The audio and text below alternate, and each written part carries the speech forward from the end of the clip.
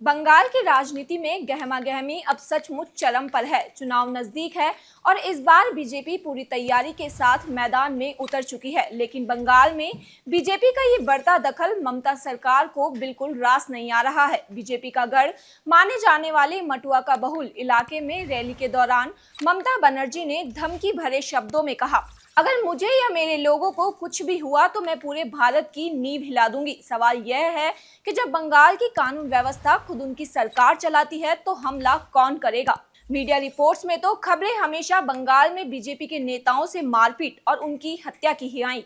SIR को ममता बनर्जी ने NRC की साजिश बताकर नया नैरेटिव खड़ा कर दिया है, जबकि उसी बंगाल में हिंदुओं पर अत्याचार, चुनावी हिंसा और घुसपैठियों को बसाने के आरोप सालों से उनकी सरकार पर लगते रहे हैं।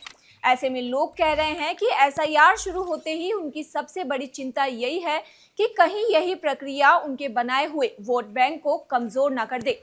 इसी बीच उनके मंत्री सिद्दीकुल्लाह चौधरी ने भी आग में घी डालते हुए कहा, अगर नाम काटा गया तो ये आग से खिलवाड़ होगा। यह वही मंत्री है जिन्होंने वक्फ कानून लागू करते वक्त कोलकाता बंद करने की धमकी दी थी। तो क्या डर पैदा करना ही टीएमसी की राजनीति का आधार बन चुका है? ऐसे में बड़ा सवाल यह है कि क्या एसआईआर को विवाद इसलिए बनाया जा रहा है ताकि असली मुद्दों से ध्यान हटे, और क्या इस बार यही एसआईआर ममता के हाथ से बंगाल की सत्ता खिसका देगा? बीजेपी भी मैदान में उतर चुकी है। अब ये एसआईआर ही तय करेगा कि बंगाल में ममता का जंगल राज खत्म हो जाएगा या बना रहेगा।